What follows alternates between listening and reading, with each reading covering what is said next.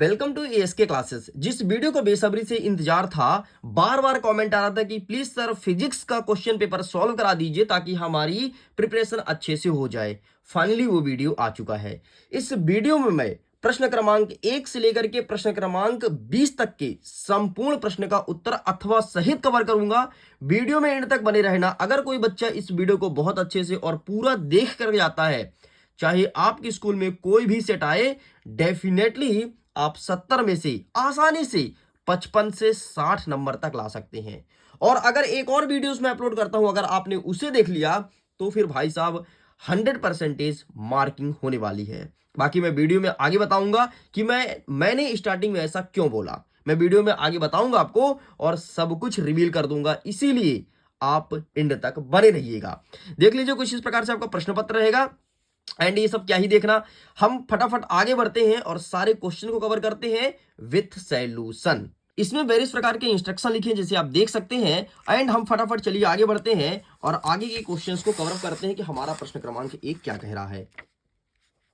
हमारा प्रश्न क्रमांक 1 कह रहा है कि सही विकल्प को चुन करके लिखना है। इसमें पहला प्रश्न कहता है कि 0.07 मीटर क्यूब में कितने सार्थक अंक है। तो इसका सही आंसर लिखना है ऑप्शन नंबर ए, मतलब एक सार्थक अंक है। आगे बढ़ते हैं। प्रश्न नंबर 2 कहता है निम्नलिखित में से प्रक्षेप कोण के किस जोड़े के लिए क्षैतिज पारस का मान समान होगा। तो यहां पर आपको लिखना है 30 डिग्री और 60 डिग्री, अर्थात option number A is correct answer. तीसरा नंबर कहता है यदि किसी स्प्रिंग को आई दूरी तक खींचा जाता है। ठीक है भाई साहब, कोई स्प्रिंग है और कोई स्प्रिंग को आई दूरी तक खींचा जाता है। आई कहता है कि संचित ऊर्जा 10 जूल बढ़ जाती है। यदि स्प्रिंग को आई दूरी तक और खींचा जाए तो उसकी स्थितिज ऊर्जा कितनी बढ़ेगी। मतलब कोई स्प्रिंग हमने यहां तक खींचा, स्प्रिंग को हमने और खींच दिया, इतना फैला दिया, तो यहां तक जब 10 बढ़ जाती है तो यहां तक और कितनी बढ़ेगी, तो 10 और बढ़ जाएगी। तो 10 10 जोड़ दो 20, अर्थात 20 जूल इसका सही आंसर हो जाएगा। नेक्स्ट कहता है कि पिंड की गतिज ऊर्जा के एवं रेखीय संवेग p का संबंध क्या होगा। तो ये हो जाएगा k बराबर √p/2m इज करेक्ट आंसर। आगे बढ़ते हैं। नेक्स्ट क्वेश्चन क्या कहता है कि निम्नलिखित में ऊष्मागतिक अवस्था चर नहीं है। तो इसका सही आंसर हो जाएगा आपका यहां पर लिखना है ऊष्मा। नेक्स्ट कहता है कि अप्रगामी तरंग में दो क्रमिक स्पंदों की बीच की दूरी क्या होगी। तो अप्रगामी तरंग है तो इसके बीच की दूरी होगी लैम्बडा, अर्थात option number C is correct answer. Same question English में अवेलेबल है। इंग्लिश मीडियम के स्टूडेंट है तो क्वेश्चन को इंग्लिश में ध्यान से देख लीजिए। चलो आगे बढ़ते हैं। नेक्स्ट क्वेश्चन हमारा क्या कह रहा है, प्रश्न क्रमांक 2। दूसरा नंबर कहता है उचित शब्दों के द्वारा रिक्त स्थान की पूर्ति करना है। मतलब यहां पर उचित शब्द आपको भरना है। पहला नंबर कहता है कि 108 किलोमीटर प्रति घंटा बराबर कितने मीटर सेकंड होगा। तो सिंपल सा यहां पर हो जाएगा आपका 30 मीटर प्रति सेकंड। नेक्स्ट कहता है सदिश ए बराबर 6i-8j का मापांक क्या होगा। तो इसका मापांक आपको 10 लिखना है।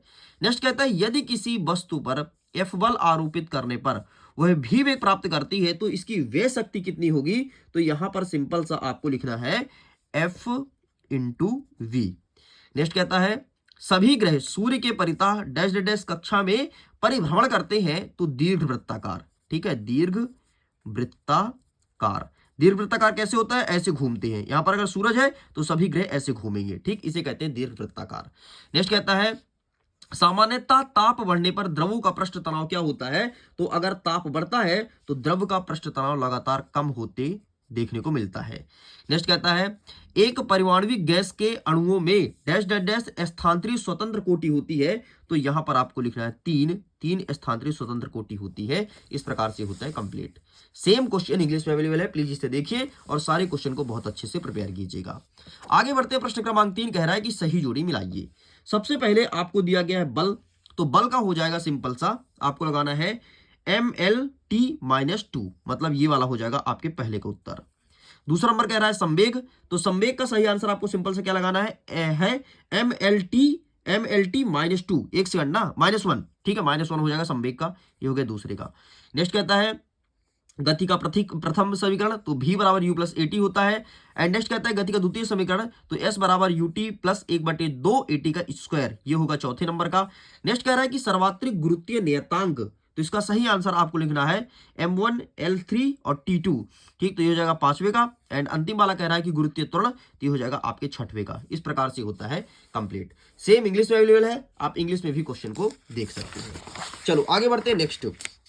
नेक्स्ट हमारा क्या कह रहा है, प्रश्न क्रमांक 3 अंग्रेजी में अवेलेबल है। अंग्रेजी में देख लो फटाफट। फोर्स वगैरह ये हो जाएगा, ठीक है, मोमेंटम्स के बाकी आप मिला लेना। नेक्स्ट हमारा प्रश्न क्रमांक 4 कह रहा है कि एक शब्द या एक वाक्य में उत्तर दीजिए, फटाफट तैयार हो जाओ, हम आंसर यहां पर करने वाले हैं। हमारा पहला नंबर कहता है कि मारक वायुमंडलीय दाब का मान कितना होता है। तो इसका मान आपको सिंपल से लिखना है 101.3 kPa, मतलब पास्कल, ठीक है, कैलोरी पास्कल। या फिर ऐसे भी लिख सकते हो 1.0 लिख दूं क्या, या फिर ये भी लिख सकते हो 1.013 इंटू 10 टू द पावर 51.013, ये भी वैल्यू होता है, लेकिन ये काफी बड़ा वैल्यू है। ठीक है, जो मैंने आपको बताया आप वही लिख देना बस। ठीक है, आगे वाला छोटा सा। नेक्स्ट कह रहा है कि किस ताप पर लकड़ी तथा लोहे एक जैसे गर्म या ठंडे प्रतीत होते हैं। मतलब ऐसा कौन सा टेम्परेचर है जिसमें लकड़ी हो या लोहा गर्म या फिर ठंडा बराबर लगेगा, तो ये होगा 0 डिग्री सेल्सियस पर। 0 डिग्री सेल्सियस पर। नेक्स्ट कहता है उष्मागतिकी के प्रथम नियम का गणितीय व्यंजक लिखना है कि क्या होता है। तो ये आप लिखेंगे डेल क्यू बराबर del U plus del V, ये होता है। नेक्स्ट आपको क्या कहता है, इसे डेल या डेल्टा दोनों कहा जाता है। नेक्स्ट कहता है चौथा नंबर, द्विपरमाणविक गैसों की स्वतंत्र कोटि कितनी होती है। तो यहां पर आपको 5 लिखना है, लेकिन ऐसे मत लिखना, तुम 5 ऐसे लिखना हिंदी में, ठीक है, हिंदी में हमेशा लिखा जाता है। नेक्स्ट कहता है कि सरल आवृत्ति गति में कण के विस्थापन का समीकरण क्या होगा। तो इसका आंसर मैं चाहता हूं आप दीजिए हमें कमेंट सेक्शन में। ये रहा आपके लिए एक होमवर्क, ठीक है, अटेंड जरूर कीजिएगा। चलो भाई अब कमर कस लो, क्योंकि फटाफट आगे क्वेश्चंस को कवर अप करने वाले हैं। इंग्लिश में अवेलेबल है, आप इंग्लिश में देखिए। बाकी अब हम देखते हैं प्रश्न क्रमांक 5, जिसमें कह रहा है कि सत्य असत्य लिखो। पहला नंबर कहता है कि मूल मात्रक एक दूसरे से संबंधित होते हैं। तो बिल्कुल आपको यहां पर सही लिखना है, ठीक है, मूल मात्रा एक दूसरे से संबंधित होती हैं। नेक्स्ट कहता है एक विमीय गति में किसी कण की चाल शून्य होने पर वेग अशून्य हो सकता है। बिल्कुल गलत हो जाएगा। नेक्स्ट कह रहा है दो वस्तुएं के प्रत्यस्त संघट्ट में प्रत्येक वस्तु का संवेग एवं गतिज ऊर्जा संरक्षित होते हैं। बिल्कुल सही हो जाएगा। नेक्स्ट कह रहा है कि किसी वस्तु का घूर्णन अक्ष परिवर्तित करने पर उसका जड़त्व अर्धघूर्ण भी पूर्णतः परिवर्तित हो जाता है। बिल्कुल सही है। नेक्स्ट कहता है कि सरल लोलक का आवर्तकाल उसके द्रव्यमान पर निर्भर करता है। ये आपका गलत हो जाएगा। इस प्रकार से आपका पहला, तीसरा और चौथा सही है, बाकी सब कुछ गलत है। सेम देखिए इंग्लिश में, बाकी यहां भी देख सकते हो इंग्लिश में क्वेश्चंस अवेलेबल है। तो चलो स्टूडेंट्स अब फटाफट आप अपना कवर कस लीजिए, क्योंकि अब हम जो आगे के आंसर्स देखेंगे वो पूर्णतः question paper with solution cover करने वाले हैं। एक एक प्रश्न का उत्तर देखेंगे एंड इसका स्क्रीनशॉट जरूर लेते आना आंसर का। लेकिन उसके पहले एक महत्वपूर्ण सूचना, देखो अगर इसके पीडीएफ को डाउनलोड करना है ना, तो जाओ जल्दी से, लिंक डिस्क्रिप्शन बॉक्स में है, चेकआउट करो। क्वेश्चन पेपर विथ सॉल्यूशन का पीडीएफ ऑलरेडी अपलोड कर दिया गया है, तो जाकर के डिस्क्रिप्शन बॉक्स को चेक करना, ठीक है, डिस्क्रिप्शन बॉक्स को 100% आप पीडीएफ डाउनलोड कर पाओगे। लेकिन ध्यान रखना, पहले जो 50 बच्चे जाएंगे ना, वही पीडीएफ को डाउनलोड कर पाएंगे, बाकी फिर लिंक हो जाएगा एक्सपायर, क्योंकि सर्वर में इतना लोड नहीं आ पाता है, अभी छोटी वेबसाइट है, इसलिए 50 बच्चे पहले जाकर के डाउनलोड कर लीजिए। अगर डाउनलोड करने में दुविधा आती है तो प्लीज आप मुझे व्हाट्सअप कीजिएगा। मेरा व्हाट्सअप नंबर आप सबको पता ही होगा, 74 70 705 703। इस नंबर पर आप व्हाट्सअप करके मुझे लिख सकते हैं कि सर पीडीएफ डाउनलोड नहीं हो रहा, तो मैं दोबारा लिंक को डिलीट करके और दोबारा उसमें अपडेट करूंगा, एक्टिवेट करूंगा, ताकि आप भी जल्दी से डाउनलोड कर पाएं। चलो आगे बढ़ते हैं। 6वां नंबर कहता है कि विमीय विश्लेषण के कोई 2 अनुप्रयोग लिखिए। ये प्रश्न पूछा गया है, तो ये रहा है आपके सामने आंसर, ठीक है, बढ़िया लिख देना। ये दोनों आंसर लिखा गया, फोटो खींच लो। नेक्स्ट क्या कहता है कि निम्नलिखित भौतिक राशियों का विमीय सूत्र लिखना है, ठीक है, विमीय सूत्र आपको बताना है। यहां पर क्या क्या पूछा है, सबसे पहले हमसे पूछा है कि प्रत्यस्त गुणांक का विमीय सूत्र, तो इसका हो जाएगा ML-1T-2, ठीक, ये हो जाएगा। नेक्स्ट कहता है पृष्ठ तनाव, तो पृष्ठ तनाव का हो जाता है M1T-2। नेक्स्ट हो जाएगा आपका कोणीय वेग, कहता है, ठीक है, कोणीय वेग एंड दाब, तो दाब का और कोणीय वेग का आपको आंसर बताना है कमेंट सेक्शन में। भाई आपके लिए होमवर्क है, मैं बीच बीच में होमवर्क भी दूंगा। नेक्स्ट आगे सेम अवेलेबल है क्वेश्चन इंग्लिश में। आगे बढ़ते हैं। प्रश्न क्रमांक 7 कह रहा है यदि 2 आवेश Q1 और Q2 एक दूसरे से r दूरी पर स्थित है, के बीच लगने वाला बल F सूत्र द्वारा दिया जाता है। आगे दिया गया है F बराबर 1/4 पाई। बाकी यहाँ पर क्वेश्चन को देख सकते हो, ठीक है, पूरे पूरे लिखा गया है और इसका बीमीय सूत्र निकालना है। सेम क्वेश्चन इंग्लिश में अवेलेबल है, तो आइए हम इसका आंसर आपको दिखा देते कैसे लिखेंगे। देखो, सबसे पहले आप क्या करोगे, इस प्रकार से चित्र बना देना, ठीक है। इस प्रकार से आप चित्र बनाने के बाद इतना वैल्यू लिख देना। इसके बाद क्या करेंगे, इसके बाद मैं आगे का आंसर दिखा देता हूं। आगे फिर आपको इस प्रकार से लिखना है, ठीक, इस प्रकार से आप लिख करके चले आइएगा एंड इसका फाइनली आंसर आ जाएगा m-1 l-3 t4 और a²। ये आपका सही उत्तर हो गया। नेक्स्ट हमारा कह रहा है इसी के अथवा में कि मूल मात्रक और व्युत्पन्न मात्रक में अंतर बताना है, और वो भी दो क्यों, क्योंकि प्रश्न भी तो आपके 2 नंबर का है। कहां गया प्रश्न, भी आपके 2 नंबर का, ठीक है, ये लिखा है। चलो, तो इसका आंसर कैसे लिखेंगे, मूल मात्रक और व्युत्पन्न मात्रक में अंतर मैं दिखा देता हूं, ये रहा आपके सामने, ठीक है। तो प्लीज आप इसका स्क्रीनशॉट ले लीजिए। चलो साइड करते हैं। नेक्स्ट हमारा कह रहा है 8वां नंबर कि कार्य ऊर्जा प्रमेय को लिखो। कार्य ऊर्जा प्रमेय क्या होता है, चीज हमें बताना है एंड ये रहा है आपके सामने इसका आंसर, कार्य ऊर्जा प्रमेय। तो आप इसका भी फोटो खींच लो। चलो साइड करते हैं, नेक्स्ट क्वेश्चन आगे बढ़ते हैं। नेक्स्ट हमारा कह रहा है इसके अथवा में, 1 सेकंड, हाँ, अथवा में कह रहा है कि प्रत्यस्थ संघट्ट और अप्रत्यस्थ संघट्ट में कोई 2 अंतर हमें बताना है। तो ये रहा आपके सामने प्रत्यस्थ और अप्रत्यस्थ संघट्ट, इसका फोटो खींच लीजिए। चलो आगे बढ़ते हैं। नेक्स्ट हमारा 9वां नंबर कहता है कि विराम में स्थित 100 किलोग्राम की वस्तु पर लगने वाले बल की गणना कीजिए जो 2 सेकंड में उसका वेग 8 मीटर प्रति सेकंड बढ़ा दे। ये प्रश्न पूछा है, तो ये रहा आपके सामने आंसर, ठीक। तो आप इसका फोटो खींच लो। चलो जी आगे बढ़ते हैं। नेक्स्ट क्या कहता है अथवा में, किसी 10 किलोग्राम द्रव्यमान की वस्तु पर 2 सेकंड में 20 न्यूटन बल लगाया जाता है, तो इसके आवेग की गणना करना है कि इसका आवेग क्या हो जाएगा। तो आओ देखते हैं फटाफट इसका आंसर। तो ये रहा आपके सामने आंसर, ठीक है। 1 सेकंड, ये इस प्रकार से लिखना है। देखो, इसका वैसे तो 40 से न्यूटन सेकंड हो जाएगा, लेकिन कैसे लिखोगे आवेग बराबर बल गुणे समय, ठीक है। आगे इस प्रकार सॉल्व करोगे, पूरा पूरा लिखा गया है एंड इस प्रकार सॉल्व करके ही आंसर बताना, डायरेक्टली मत बताना, ठीक है। वस्तुनिष्ठ नहीं है प्रश्न। आगे 10वां नंबर कहता है कि सर्फी घर्षण और बेलन घर्षण में अंतर बताइए। अंतर कितना बताना है, 2, क्योंकि प्रश्न आपके कितने नंबर का है, 2 नंबर का है। तो आइए फटाफट देख लेते हैं सर्फी और बेलन घर्षण में अंतर। ये रहा, बेलन घर्षण को लोटनी घर्षण भी कहते हैं, पता है ना, ठीक। तो ये लिखा है एंड ये आगे पूरा पूरा आंसर अवेलेबल है। चलो साइड करते हैं। नेक्स्ट कहता है अथवा में कि द्रव्यमान एवं भार में अंतर बताओ। क्या होता है द्रव्यमान और क्या होता है भार, ये प्रश्न पूछा है, इसमें डिफरेंस बताना है एंड ये रहा है आपके सामने इसका आंसर, ठीक। तो 2 ही लिखने क्या है, क्योंकि प्रश्न है 2 नंबर का। आगे बढ़ते हैं। नेक्स्ट कहता है हमारा प्रश्न क्रमांक 14 कि ऊर्जा सम विभाजन का नियम बताइए। ऊर्जा सम विभाजन का नियम बताइए। तो ये रहा है आपके सामने ऊर्जा सम विभाजन का नियम, इसका फोटो खींच लो। आगे बढ़ते हैं। नेक्स्ट हमारा अथवा में कहता है कि 1 मोल हाइड्रोजन गैस के लिए ऊर्जा तथा स्थिर आयतन पर मोलर विशिष्ट ऊष्मा का व्यंजक क्या होगा, ये बताना है। तो ये रहा आपके सामने इसका भी आंसर, ठीक है। ये इसका व्यंजक लिखा गया है कि CV बराबर 25R, ये हो जाएगा। नेक्स्ट हमारा क्या कह रहा है 12 नंबर कि ऊष्मागतिकी के शून्यवों के नियमों का कथन लिखिए, ठीक है। जीरोथ लॉस लिखना है, शून्य को, ठीक है। वैसे शून्यवो भी देखने को मिलता है बहुत जगह, लेकिन शून्यवो जो भी कहो, ये देखो शून्यवा नियम, ठीक, ये लिखा है, इसका भी फोटो खींच लो। चलो आगे बढ़ते हैं। नेक्स्ट कह रहा है, नेक्स्ट इसी के अथवा में कहता है अथवा में कि समतापी प्रक्रम और रुद्धोष प्रक्रम के बीच कोई 2 अंतर बताना है। एक चीज ध्यान दीजिएगा, कभी भी जब ऊपर वाला प्रश्न आए और अथवा में अंतर दिया रहे या फिर अंतर वाला प्रश्न आए, तो ज्यादातर तुमको अंतर अटेंड करना है, क्योंकि अंतर में आपको हमेशा पूरे नंबर मिलते हैं। ऐसे में नंबर काट सकता है सामने वाला, लेकिन ऐसे में अंतर में कभी नंबर नहीं काटता है एंड ये रहा इसका उत्तर, ठीक है। और मैं अपनी बताऊं ना, मैं जब पेपर देने जाता हूं, आज भी अगर मैं कोई चीज का पेपर देने जाता हूं और रिटर्न होता है, लिखित होता है ना, तो मैं अंतर वाले क्वेश्चन को ज्यादा अटेंड करता हूं, क्योंकि इसमें पूरा नंबर मिलता है।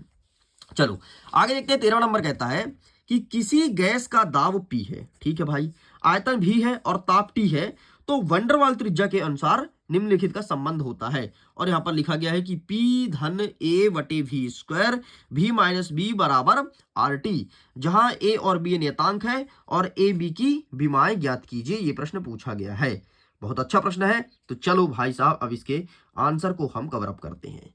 आंसर कैसे लिखेंगे, सबसे पहले ये लिखोगे, ठीक है। फिर क्या लिखोगे, गैसों से जुड़े कुछ नियम आपको बताना पड़ेगा। इसके बाद आप यहाँ तक लिख के कंप्लीट करोगे। ये रहा, कुछ ही नियम बताओ जो तुमको ठीक लगे, जैसे आदर्श गैस समीकरण बता दो कि पीवी बराबर एनआरटी होता है, ठीक है, सब आपको बताना पड़ेगा। आगे बढ़ते हैं। नेक्स्ट अथवा कहता है कि बीमीय विधि से हमें समीकरण दिया गया है वी स्क्वायर बराबर यू स्क्वायर प्लस 2as, इसकी शुद्धता की जांच करना है, क्या ये सही है या फिर नहीं है। किससे करोगे, बीमीय विश्लेषण से। तो बीमीय विश्लेषण से शुद्धता कैसे करते हैं, ये रहा है आपके सामने, ठीक है। इस प्रकार से इसका बीमीय सूत्र निकाल के शुद्धता की जांच करना है। चलो, इस प्रकार से आपके 3 नंबर के सारे क्वेश्चन होते हैं कंप्लीट। एक सेकंड, अगर इसका और भी आंसर अवेलेबल मैं दिखा देता हूं। जी नहीं, इसके इतने ही आंसर्स थे, ठीक है। तो इस प्रकार से आपको शुद्धता की जांच करनी है। आगे बढ़ते हमारा 14 नंबर कहता है कि कलन विधि का उपयोग कर एक समान त्वरण के लिए शुद्ध गतिक समीकरण प्राप्त करना है। 3 नंबर का प्रश्न है। तो ये रहा इसका आंसर। तो प्लीज आप इसका फोटो खींच लो। ये पूरा लिखना है कलन विधि से, ठीक है। बस इतना लिख के कंप्लीट करेंगे। आगे बढ़ते हैं। अथवा में कहता है कि ग्राफीय विधि से गति के द्वितीय समीकरण का निगमन कीजिए। विधि कौन सा है, ग्राफीय विधि है ना। इसे कई सारी विधि है जिससे निगमन होता है, लेकिन आपको ग्राफीय विधि से करना है।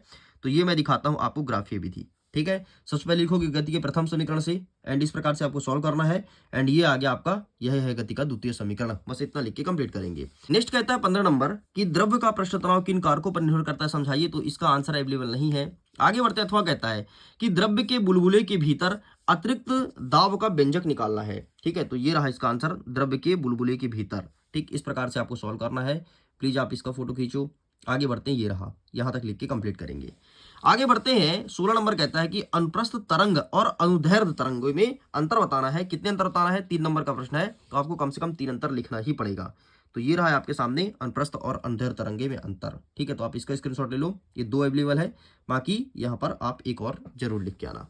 आगे बढ़ते हैं। अथवा कह रहा है कि वायु में अनुदैर्ध्य तरंगों के वेग का न्यूटन सूत्र स्थापित कीजिए और लाप्लास ने उसमें क्या संशोधन किया। लाप्लास के संशोधन के बारे में भी हमें उल्लेख करना है। तो ये रहा सबसे पहले जो ऊपर का प्रश्न पूछा है, ठीक है। फिर लाप्लास ने क्या संशोधन किया, यहाँ पर लिखा गया इसके 3 संशोधन, और ये अंतिम में जरूर लिखिएगा। इससे आपका आंसर अट्रैक्टिव और प्रभावी बनेगा। आगे बढ़ते हैं। 17 नंबर कहता है कि कलन विधि का उपयोग करके एक समान त्वरण के लिए गति का समीकरण प्राप्त करो। कौन सा विधि है, कलन विधि है। देखो यहाँ पर कलन विधि पूछा है, यहाँ पर ग्राफीय विधि पूछा है, अलग अलग है। तो कलन विधि का उपयोग करके अब हमें करना है। और यहाँ पर जितने भी विधि हैं सारे विधि अच्छे से पता होना चाहिए, क्योंकि यहीं से क्वेश्चन देखने को मिलता है। ये रहा आपके सामने कलन विधि। प्लीज इसका स्क्रीनशॉट ले लो। एंड ये रहा, इस प्रकार से कंप्लीट होता है। चलिए आगे बढ़ते हैं। अथवा में क्या कहता है, अथवा में हमारा कहता है कि एक समान एक विमीय गति के लिए वेग समय ग्राफ खींचिए एवं इसमें निश्चित समय अंतराल के लिए किसी वस्तु का विस्थापन ज्ञात कीजिए। ये प्रश्न पूछा गया है। तो आइए हम इसका आंसर देख लेते हैं। ये रहा है आपके सामने इसका आंसर। तो प्लीज आप इसका फोटो खींच लो। एंड आगे बढ़ते हैं। ये रहा, इतना लिख के कंप्लीट करेंगे। आगे बढ़ते हैं। 18 नंबर कहता है कि समतल वृत्तीय रोड पर किसी वाहन की अधिकतम सुरक्षित चाल के व्यंजक को निगमित करना है। मतलब हमें निगमित करना है कि समतल पर अगर गाड़ी चला रहे हो किस हिसाब से चलाना चाहिए और क्या उसका सही निगमन होना चाहिए। तो ये रहा आंसर। इस प्रकार से लिख के कंप्लीट करेंगे। आगे बढ़ते हैं। नेक्स्ट हमारे अथवा कहता है कि न्यूटन के गति के द्वितीय नियम का कथन लिखो। कथन मतलब द्वितीय नियम क्या कहता है। इसे सिद्ध भी करना है कि F बराबर ma होता है, जहां m होता है वस्तु का द्रव्यमान और a होता है त्वरण। मतलब सिंपल सा अगर मैं प्रश्न को बोलूं तो न्यूटन का सबसे पहले आपको सेकंड लॉ का परिभाषा लिखना है। एंड इसके बाद क्या करना है, इसके बाद आपको बताना है कि F बराबर ma होता है, इसे प्रूफ करना है। ठीक, तो मैं चाहता हूं इसका आंसर आप स्वयं देखिएगा एंड स्वयं ढूंढिएगा तो ज्यादा बेहतर होगा। आंसर तो मेरे पास अवेलेबल है, लेकिन मैं जानबूझ के इसका आंसर नहीं बताना चाहता। आप लोग प्लीज ट्राई जरूर कीजिएगा। नेक्स्ट कह रहा है हमारा 19 नंबर, सीमांत वेग को परिभाषित कीजिए तथा इसका व्यंजक लिखो। ठीक है, सीमांत वेग क्या होता है इसे सबसे पहले डिफाइन करो, फिर इसका व्यंजक लिखो। तो आइए फटाफट हम आपको सीमांत वेग दिखा देते हैं। ये रहा आपके सामने सीमांत वेग। ठीक है, स्क्रीनशॉट ले लो एंड इस प्रकार से लिख के कंप्लीट करेंगे। नेक्स्ट कहता है अथवा में बर्नौली के सिद्धांत को लिखिए एवं स्थापित कीजिए। आगे आंसर देखेंगे। नेक्स्ट हमारा 20वां नंबर कहता है कि सरल लोलक किसे कहते हैं, इसके आवर्तकाल का सूत्र बताना है। और यहीं पर हमारा अथवा कह रहा है कि सरल आवृत्ति गति में कण के वेग और त्वरण का व्यंजक बताना है। तो आइए फटाफट हम इसका आंसर देख लेते हैं। नेक्स्ट हमारा जो कह रहा था प्रश्न वो ये रहा सरल लोलक वाला। ठीक है, तो सरल लोलक का आप स्क्रीनशॉट ले लो फटाफट।